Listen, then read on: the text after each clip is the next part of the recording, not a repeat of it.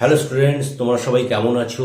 পশ্চিমবঙ্গের যত সরকারি বাংলা মাধ্যমের স্কুল আছে সেই স্কুলে 2022-এর ফেব্রুয়ারি মাসে যে অ্যাক্টিভিটি টাস্ক দেওয়া হবে বা হয়েছে সেই অ্যাক্টিভিটির অঙ্কের উত্তর এই চ্যানেলে করে দেওয়া হবে। ক্লাস 3 থেকে ক্লাস 10 পর্যন্ত সমস্ত ক্লাসের অঙ্কের অ্যাক্টিভিটির উত্তর এই চ্যানেলে তোমরা পেয়ে যাবে।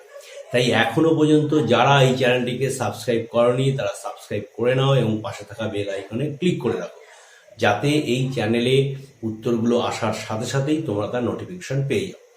আজকে আমরা 2022-এর ফেব্রুয়ারি মাসের যে অ্যাক্টিভিটি দেওয়া হবে তার ক্লাস 7-এর অর্থাৎ সপ্তম শ্রেণীর অ্যাক্টিভিটির অঙ্কের উত্তরগুলো আমরা আজকের ক্লাসে করব। তা প্রথম অঙ্ক দেখো যে 9:15 অনুপাতটির লঘিষ্ঠর আকার হলো 9:15। এর লঘিষ্ঠর আকার কি? অনুপাতটাকে সব থেকে ছোট করা যাবে কি করে? সব থেকে অনুপাতটাকে ছোট করলে যেটা হবে সেটাকেই বলে লঘিষ্ঠ। লঘিষ্ঠ মানে ছোট। তাহলে এই অনুপাতটাকে আমরা ছোট করব, কিভাবে করব আমরা এখানে একটু দেখে নিই। 9:15 অনুপাতটা আছে, তা এটা মানে হচ্ছে 9/15। অনুপাত মানে হচ্ছে কিন্তু ভাগ। এইবার 9/15 যখনই হলো, এই দুটো সংখ্যাকে দেখো, এই লব এবং হরকে আমরা কাটাকাটি করতে পারবো, অর্থাৎ ভাগ করতে পারবো। কত দিয়ে? এটাও দেখো 3 দিয়ে ভাগ যায়, এটাও 3 দিয়ে ভাগ যায়। 3 দিয়ে ভাগ করে দিই, 3 দিয়ে ভাগ করলে এটা হবে 3, 3 দিয়ে ভাগ করলে হবে এটা হবে 5। তাহলে দাঁড়ালো কি 3/5। এবার যেহেতু বাই মানে অনুপাত, তাহলে এটাকে আমরা অনুপাতে যদি, আর দেখো এর কাটাকাটি করে আর ছোট করা যাবে না, তাহলে এটাই হলো লঘিষ্ঠ রূপ। এটা হচ্ছে ভগ্নাংশ রূপ। এবার যেটা আমরা লিখবো সেটা হচ্ছে অনুপাতের রূপ। তাহলে 3:5, তাহলে 9:15 লঘিষ্ঠর অনুপাত হচ্ছে 3:5। তাহলে এখানে দেখো অপশন কোনটা আছে? 3:5 ডি। তাহলে সঠিক উত্তর হবে ডি। এবার দেখো 2 নম্বর অঙ্কটা, একটি শ্রেণীতে 36 জন বালক, খেয়াল করো প্রথমে আছে বালক এবং 28 জন বালিকা, পরে আছে বালিকা। তাহলে বালক হচ্ছে 36 জন, বালিকা হচ্ছে 28 জন। ওই শ্রেণীতে বালিকা এবং বালকের সংখ্যার অনুপাত। এবার এখানে দেখো খেয়াল করতে হবে কিন্তু, এটা প্রথমে আছে বালিকা, পরে আছে বালক। এটাকে যদি খেয়াল না করো তাহলে কিন্তু অঙ্ক উত্তর ভুল হয়ে যাবে। তাহলে কি আছে? একটি শ্রেণীতে বালক আছে 36 জন, বালিকা আছে 28 জন, এবং ওই শ্রেণীতে বালিকা এবং বালকের সংখ্যার অনুপাত, অর্থাৎ বালিকা এবং বালকের যে সংখ্যা তাদের অনুপাত বের করতে হবে। তা অনুপাত কি? বালিকা কত আছে? বালিকা আছে 28 জন, বালক আছে 36 জন। তাহলে আমার অনুপাতটা হবে 28:36। এটা কিন্তু কখনোই আগে বালক আছে বলে আর 36:28 লিখে ফেলো না। তার কারণ এখানে যে অনুপাতটা চেয়েছে সেটা বালিকা এবং বালকের সংখ্যার অনুপাত চেয়েছে, অর্থাৎ প্রথমে বালিকা আছে, পরে বালক আছে। তাহলে প্রথমে বালিকার সংখ্যা লিখতে হবে, পরে বালকের সংখ্যা লিখতে হবে অনুপাত দিয়ে। এবার এটাকে আমরা লঘিষ্ঠর আকার করব 28/36। এবার দেখো কত দিয়ে কাটাকাটি যায়? 4 দিয়ে কাটাকাটি যায়। 4 দিয়ে কাটলে এটা হয় 7, 4 9 36। তাহলে হয়ে গেল 7/9। এটাকে আনুপাতিক রূপ করলে 7:9। দেখো 7:9 কোথায় আছে? 7:9 বি আছে। তাহলে এইটা হবে আমাদের সঠিক উত্তর, বি হবে আমাদের সঠিক উত্তর, আর প্রথমটার উত্তর হবে ডি।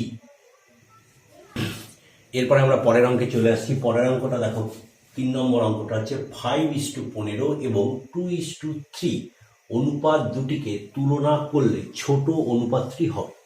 অর্থাৎ এই দুটো অনুপাতের মধ্যে কোন অনুপাতটা ছোট সেটাকে আমাকে বের করতে হবে।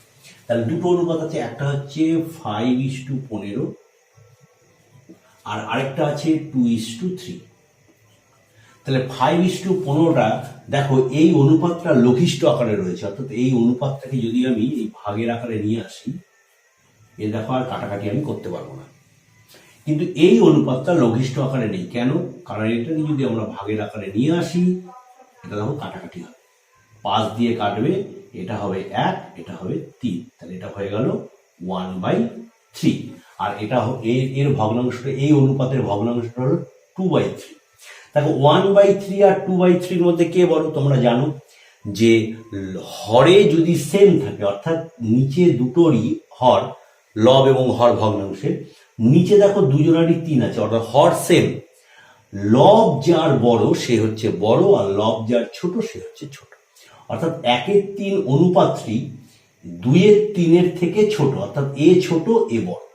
তাহলে ছোট অনুপাতটা হলো 1/3। ছোট অনুপাতটা এসছে কোথা থেকে? 5:15 থেকে। তাহলে 5:15 আর 2:3 এদের মধ্যে 5:15 ছোট, ছোট অনুপাতটি হবে। তাহলে ছোট অনুপাতটা হবে এটা আমার ডি। পরের দুটি বাড়ির দামের অনুপাত 4:3 হলে প্রথম বাড়ির দামের আনুপাতিক ভাগহার হবে। আনুপাতিক ভাগহার মানে হচ্ছে যে এই যে দুটো বাড়ির দাম, একটা বাড়ির সাপেক্ষে আরেকটা বাড়ির দাম কিরকম ভাবে হবে, অনুপাতের সাহায্যে এটা হবে। আনুপাতিক ভাগহার করতে গেলে আমাকে মোট অনুপাত বের করতে হয়। কোনো কিছু এরকম যদি অনুপাত দিয়ে থাকে, দুটো বা তিনটে জিনিসের অনুপাত দিয়ে থাকে, তাদের যদি আনুপাতিক ভাগহার বের করতে হয় তাহলে কি করতে হবে? অনুপাত দুটোকে প্রথমে যোগ করতে হয়। মোট অনুপাত যেটাকে বলে মোট অনুপাত। মোট অনুপাত কত? 4 যোগ 3 সমান 7। এইবার আমরা প্রথম বাড়িরও আনুপাতিক ভাগহার বের করতে পারবো, দ্বিতীয় বাড়িরও আনুপাতিক ভাগহার বের করতে। প্রথম বাড়ির অনুপাতটা হচ্ছে 4 আর দ্বিতীয় বাড়ির অনুপাতটা হচ্ছে 3 একক। তাহলে প্রথম বাড়ির অনুপাত 4 এবং দ্বিতীয় বাড়ির অনুপাত যদি 3 হয়, তাহলে এখানে আমাকে বলছে প্রথম বাড়ির দামের আনুপাতিক ভাগহার। তাহলে প্রথম বাড়ির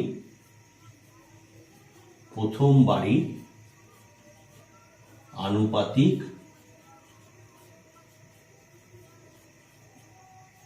ভাগহার কি করে বের করতে হয়? আনুপাতিক ভাগহার কোন বাড়ির বের করছি? প্রথম বাড়ি। তাহলে প্রথম বাড়ির যে অনুপাতটা আছে সেটা উপরে, যেটার বের করবো, যার আনুপাতিক ভাগহার বের করব তার যে অনুপাতটা রয়েছে সেটা উপরে থাকবে, আর মোট অনুপাত যেটা করেছি এটা হচ্ছে নিচে। তাহলে প্রথম বাড়ির আনুপাতিক ভাগহার কত হলো? 4/7। তাহলে উত্তর হবে আমাদের সি। সি অপশনটা আমাদের সঠিক হবে। এরপরে আমরা 2 দাগের সত্য মিথ্যাতে চলে যাব। 2 দাগের প্রথম অঙ্কটা দেখো, অনুপাতের কোনো একক নেই। এটা হচ্ছে 1 নম্বর। অনুপাতের কোনো একক নেই। কেন নেই? কারণ একটা অনুপাত তৈরি হয় দুটো বা তার বেশি সমজাতীয় এককের ভাগফলে, ভাগে অনুপাত তৈরি হয়। যেমন ধরো 5 টাকা আর হচ্ছে 15 টাকা, এর যদি তুমি অনুপাত করো তাহলে 5/15 হয়ে যাবে। এখানে টাকা থাকবে 5 টাকা বাই 15 টাকা। এবার যখন তুমি কাটাকাটি করবে তখন কিন্তু এই এককগুলো কেটে যাবে। তাহলে দেখো টাকা টাকা কেটে গেল, তাহলে আর কি একক রইল না। এবার তুমি এটাকে কাটো 1, তাহলে হয়ে গেল 1/3 1:3। অর্থাৎ অনুপাতের কোনো একক নেই।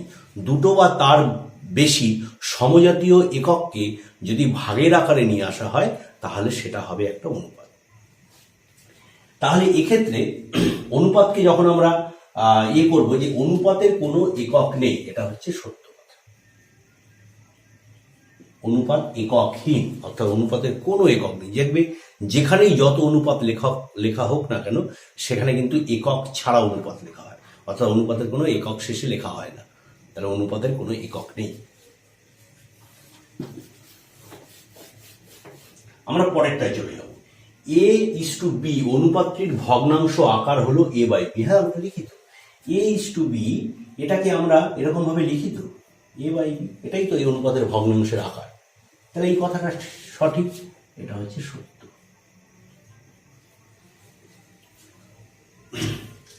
3 নম্বর, 1 টাকা এবং 1.30 টাকার অনুপাত হল। 1 টাকা মানে কি? পুরো ভেঙে দিয়ে 1 টাকা মানে 100 পয়সা। আবার 1.30 টাকা মানে হচ্ছে 1.30 গুণ 100 পয়সা। তাহলে এটা কি হলো? 130 পয়সা। এবার এই দুটো যখন অনুপাত করবে 100:130, এটা মানে হচ্ছে 100/130, কেটে দাও, তাহলে হয়ে গেল 10:13। তাহলে যেটা দিয়েছে 1 টাকা এবং 1.30 টাকার অনুপাত হলো 10:13, তার মানে এটাও হবে সত্য।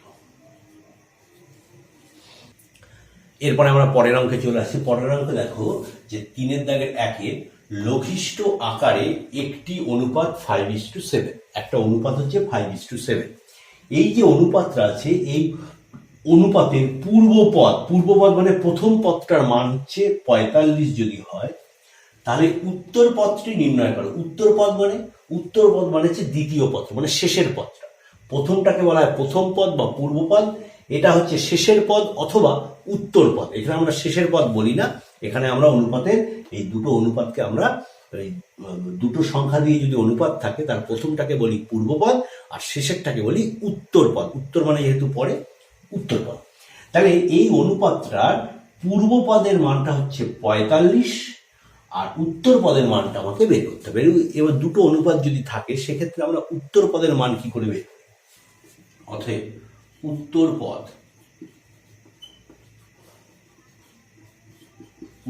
পদটি খুব সোজা। প্রথমে যে পূর্বপদের যে মানটা দেওয়া আছে সেটাকে বসিয়ে দাও, গুণ চিহ্ন দিয়ে দাও। আমরা কার মানটা বের করব? আমরা উত্তর পদের মানটা বের করব। তাহলে উত্তর পদের অনুপাত কত? 7। ভগ্নাংশের ভগ্নাংশ মতন করে আমরা লিখব। তার লবে থাকবে 7 আর হরেকে থাকবে, এটা কি লিখেছি? এটা হচ্ছে পূর্বপদের মানটা লিখেছি। এই লব হরে থাকবে পূর্বপদের যে অনুপাতটা আছে সেটা। ভালো করে বুঝে নাও। কি বের করছি? উত্তর পদ বের করছি। তাহলে পূর্বপদের যে মানটা দেওয়া রয়েছে সেটা লিখব, গুণ, যেহেতু উত্তর পদ বের করছি উত্তর পদের অনুপাতটা ওপরে লিখব আর আরেকটা অনুপাতই পড়ে আছে সেটা লিখব নিচে। তাহলে সোজাভাবে মনে রাখতে গেলে এখানে যে ভগ্নাংশটা হবে, এখানে তো যে মানটা দেওয়া থাকবে সেই মানটা হবে, এখানে যে ভগ্নাংশটা হবে সেই ভগ্নাংশের যেটা বের করতে বলছে তার অনুপাতটাকে উপরে আর অন্য যেটা পড়ে রয়েছে সেটাকে নিচে। খুব সোজা। এবার কাটাকাটি করে দাও। 5 দিয়ে 45কে 9, 7 9 63, এটাই হচ্ছে আমাদের অ্যান্সার। অর্থাৎ উত্তর পদটি নির্ণয় করো। উত্তর পদটি হলো, উত্তর লিখে দেবে 63। এরপরে আমরা পরের অঙ্কে চলে আসবো। পরের অঙ্কটা দেখো, 2.1/4:5 অনুপাতটি লঘিষ্ঠ আকারে পূর্ণ সংখ্যার অনুপাতে প্রকাশ করো। এই অঙ্কটা দেখো যে ভগ্নাংশ যে দুটো দেওয়া রয়েছে সেই দুটো ভগ্নাংশের প্রথম ভগ্নাংশটা আছে মিশ্র ভগ্নাংশে। দ্বিতীয় ভগ্নাংশটা কি আছে? দ্বিতীয় ভগ্নাংশটা আছে প্রকৃত ভগ্নাংশে। ভগ্নাংশ 3 রকম হয় জানো সাধারণত। একটা হচ্ছে প্রকৃত ভগ্নাংশ, একটা হচ্ছে অপ্রকৃত ভগ্নাংশ, একটা হচ্ছে মিশ্র ভগ্নাংশ। আরেকটা ভগ্নাংশ আছে সেটাকে বলা হয় জটিল ভগ্নাংশ। সেই জটিল ভগ্নাংশ কখনো স্বপ্ন আমরা পাই। তো দেখো যে এইটা হচ্ছে মিশ্র ভগ্নাংশ আর এটা হচ্ছে প্রকৃত ভগ্নাংশ। তাহলে কি করতে হবে? এই যে অনুপাতটা আছে, দুরকম ভগ্নাংশ দিয়ে একটা অনুপাত করা আছে। এই অনুপাতটাকে লঘিষ্ঠ আকারে, অর্থাৎ কাটাকাটি করে, যেরকম আমরা সংখ্যার ভাগ করে কাটাকাটি করে ছোট করি, সেরকম ভাগ করে কাটাকাটি করে ছোট করে পূর্ণ সংখ্যার অনুপাতে আনতে হবে। পূর্ণ সংখ্যার অনুপাত যেমন 2:5, এটা একটা পূর্ণ সংখ্যা, অর্থাৎ এটাও পূর্ণ সংখ্যা থাকবে, এটাও পূর্ণ সংখ্যা থাকবে, সেটাকে বলা হয় পূর্ণ সংখ্যার অনুপাত। তা সেই রকম ভাবে এই অনুপাতটাকে আনতে হবে। তাই আনার জন্য কি করতে হবে? এই অনুপাতটাকে আমরা প্রথমে ভেঙে দেবো কি? এই যে মিশ্র ভগ্নাংশটা আছে, এই মিশ্র ভগ্নাংশটা আমরা অপ্রকৃত ভগ্নাংশে নিয়ে যাবো। কিভাবে? 4 2 8 আর 9, 9 4 5/8। এবার অনুপাত মানে কি? ভাগ। তাহলে এই দুটো ভগ্নাংশকে আমরা ভাগের আকারে নিয়ে আসবো। এরকম যদি ভাগের আকারে থাকে সেটাকে আমরা কি করতে পারি? এই যে ভাগটা রয়েছে এই ভাগটাকে আমরা গুণ লিখতে পারি। গুণ লিখলে কি হবে? এই ভগ্নাংশটা এখানে উল্টে বসে যাবে, উল্টো হয়ে বসবে। কাটাকাটি করো 2, তাহলে হলো কত 18/5, তাহলে হয়ে গেল 18:5। এটাই হচ্ছে পূর্ণ সংখ্যার অনুপাত। তো লিখে দাও, পূর্ণ সংখ্যার অনুপাতে ভগ্নাংশটিকে প্রকাশ করে পাই এটা। এরপরে আমরা পরের অঙ্কে চলে আসবো। পরের অঙ্কে দেখো দুখানা অনুপাত দিয়েছে, দুটো অনুপাতের বলেছে মিশ্র অনুপাত করতে হবে। তা মিশ্র অনুপাত কি করা যায়, মানে কি মিশ্র অনুপাত মানে হচ্ছে দুটো অনুপাতকে একসাথে মিশিয়ে দেওয়া, এটাকে বলা হয় মিশ্র অনুপাত। এই মেশানোর একটা পদ্ধতি আছে, সেই পদ্ধতিতে আমাকে দুটো অনুপাতকে মিশিয়ে দিতে হবে, যাতে দুটো অনুপাত মেশালে একটা অনুপাত হয়ে যাবে। কি করে, এবার দেখো এই অনুপাত করার এই মেশানোর আগে একটা জিনিস খেয়াল করতে হবে যে এককগুলো সব ঠিক আছে কিনা। একক যদি গন্ডগোল থাকে কিন্তু মেশানো যাবে না। তাহলে কি আছে, প্রথম যে অনুপাতটা আছে তার প্রথম পদটা আছে মানে পূর্ব পদটা আছে 2 কেজি, এককটা আছে কেজি, আর পরের পদটায় 480 গ্রাম, অর্থাৎ এখানে কিন্তু এককের একটু গড়মিল আছে। এবার দেখো আমি বলেছিলাম এর আগের অঙ্কে যে অনুপাতের কোনো একক হয় না, হ্যাঁ হয় না। এখানে এককটা কেন লেখা হয়েছে, এখানে এককটা লেখা রয়েছে যে এই অঙ্কটা কেউ যদি ভুল না করে, অর্থাৎ এই অঙ্কটা ভুল না করে না, এই অঙ্কটা যেন ভুল হয়, অর্থাৎ তুমি বুঝেছো কিনা ঠিক মতন অঙ্ক, অনুপাতের অঙ্ক, সেটাকে করার বোঝার জন্যেই এইটা এই রকম ভাবে এককগুলো দেওয়া রয়েছে। এখানেও দেওয়া মিনিট, এখানেও মিনিট দেওয়া রয়েছে। অ্যাকচুয়ালি এই অনুপাতটাকে যখন লেখা হয়েছে শুধু সব এই মানটাকে তুলে দিয়ে এই অনুপাতটাকে লেখা হয়েছে, অর্থাৎ এই অনুপাতগুলো ক্যালকুলেশন করা হয়নি। ক্যালকুলেশনের প্রথম পার্টেই কিন্তু আমার এই এককগুলো ভাগ হয়ে বাদ হয়ে যাবে, অর্থাৎ এককগুলো থাকবেই না।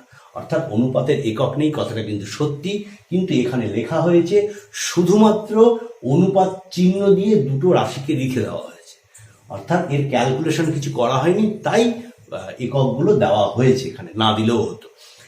এইটার একক দেওয়ার দরকার ছিল, কারণ এখানে একটা কেজি আছে একটা গ্রাম আছে, এখানে একক দেওয়ার দরকার ছিল, কারণ এই অনুপাত তোমরা ঠিকঠাক বুঝেছো কিনা সেটা দেখার জন্যই শুধু এই রকম অনুপাত অর্থাৎ এককগুলোকে আলাদা করে দেওয়া হয়েছে।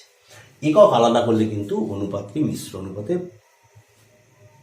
করা যাবে না। তাহলে কি করতে হবে, এটা গ্রাম আছে এটাও কেজি আছে, এইটাকে কিন্তু আমাদের পাল্টে দিতে হবে, সেম এককে আনতে হবে। তাই গ্রাম আছে, কেজি থেকে আমাদের গ্রামে নেওয়া সুবিধা।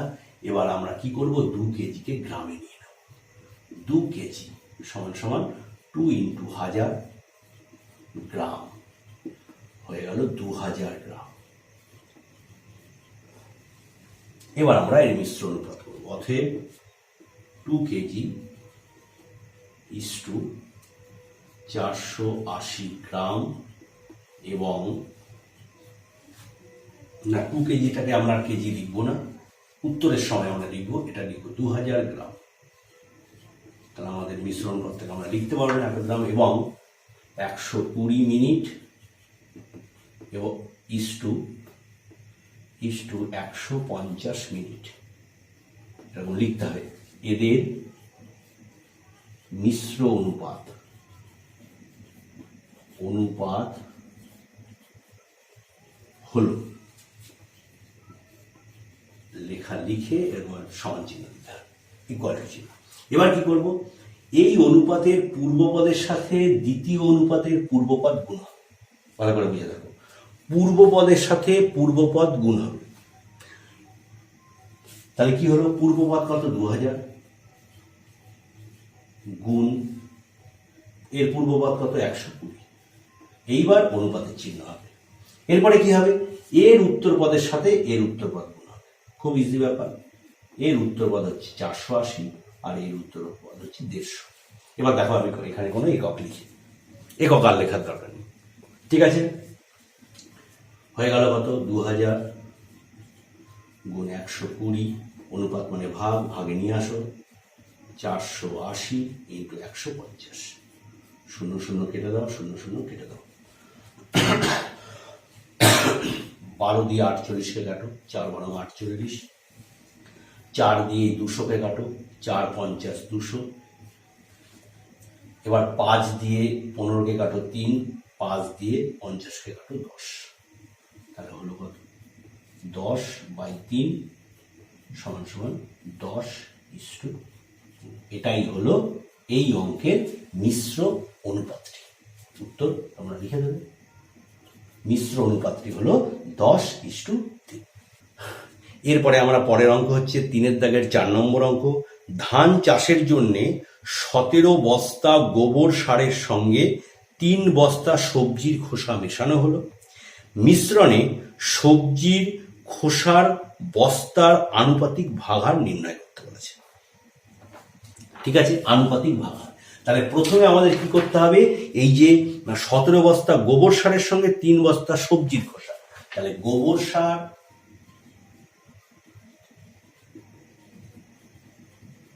ইস্টু সবজির খোসা, এদের অনুপাত বের করতে হবে। কত, গোবর সার আছে 17 বস্তা আর সবজির খোসা আছে কত 3 বস্তা। দেখো এখানে দুটো এককই কিন্তু বস্তায় আছে, তাহলে সেম একক রয়েছে। তাহলে গোবর সার ইস্টু সবজির খোসার অনুপাত হলো 17:3। এটাকে দেখো আর লঘিষ্ঠ আকারে আনা যাবে না, অর্থাৎ এদের মধ্যে ভাগ হবে না, সেই জন্য লঘিষ্ঠ আকারে আনা যাবে। এবার যে অনুপাত হলো, এখান থেকে আমরা কি করতে পারবো, মোট অনুপাত বের করতে পারবো।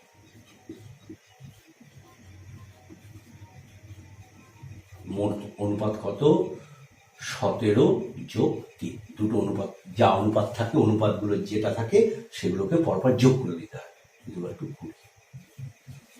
এবার আমাদের কি বের করতে বলেছে, যে সবজির খোসার বস্তার আনুপাতিক ভাগাহার, অর্থাৎ সবজির খোসার আনুপাতিক ভাগাহার। আনুপাতিক ভাগাহার যেটা বের করা হয় তারও কিন্তু কোনো একক থাকে। তাহলে আনুপাতিক ভাগাহার কত, কার আনুপাতিক ভাগাহার বের করবো, সবজির খোসার। সবজির খোসার অনুপাত কত 3, তাহলে আমাদের উপরে হয়ে যাবে 3। আর নিচে কত হবে, নিচে যে মোট অনুপাত করে রেখেছি এটা হবে নিচে।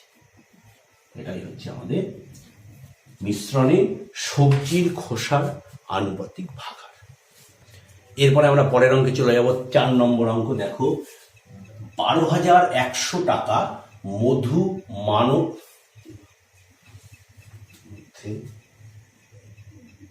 মধ্যে 2:3, 2:4:2 অনুপাতে ভাগ হলো।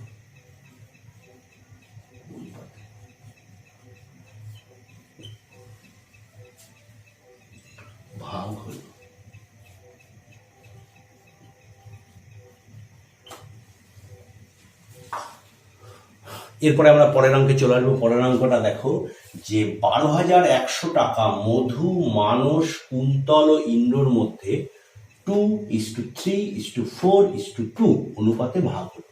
কে কত টাকা পাবে সেটা বের করতে হবে। দেখো প্রথমে নাম কি আছে, মধু, তারপরে মানস, তারপরে কুন্তল, তারপরে ইন্দ্র। প্রথম অনুপাত কত হচ্ছে 2, তারপরে মধুর অনুপাত হচ্ছে 2। পরে কি আছে মানস, পরের অনুপাত 3, তাহলে মানসের অনুপাত হচ্ছে 3। কুন্তল আছে, কুন্তলের 4 আছে, তাহলে কুন্তলের অনুপাত হচ্ছে 4, আর ইন্দ্রর অনুপাত হচ্ছে 2।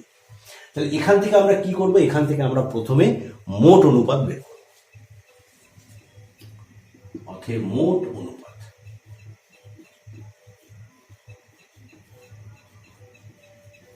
সমান সমান 2+3+4+2, তাহলে কত হবে 7-11।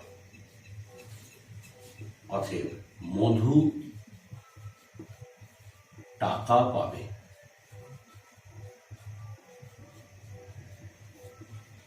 কত, মোট যে টাকাটা আছে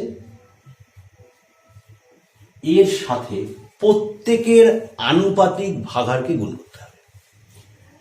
আনুপাতিক ভাগাহার আর আলাদা করে আমরা বের করব না, যখন এই প্রত্যেকের টাকার পরিমাণ আমরা বের করব সেই জায়গাতেই আমরা আনুপাতিক ভাগাহার লিখে দিলেই হয়ে যাবে।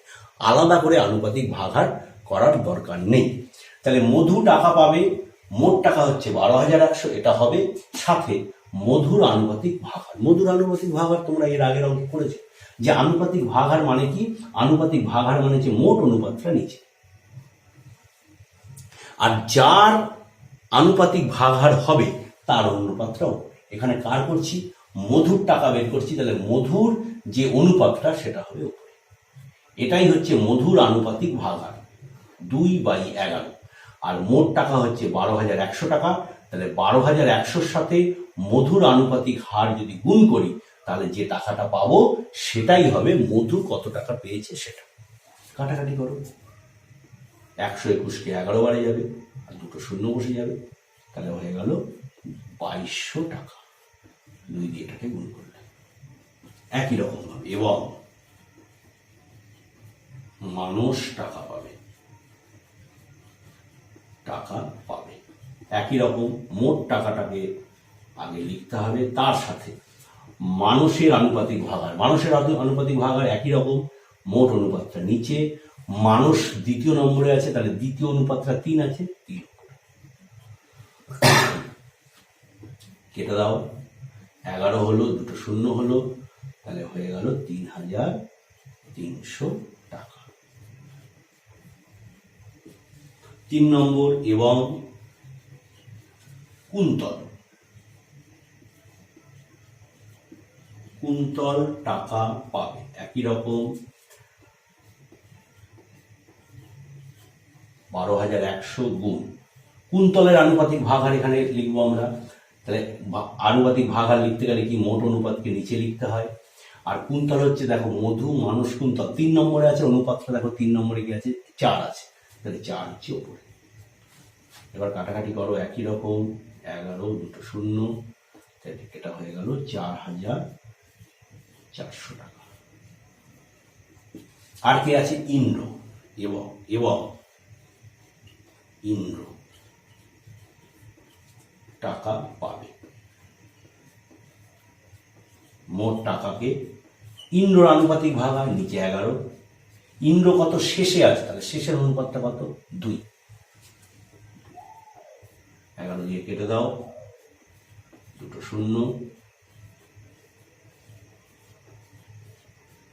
তাহলে আমাদের উত্তর হয়ে গেল 4টে উত্তর।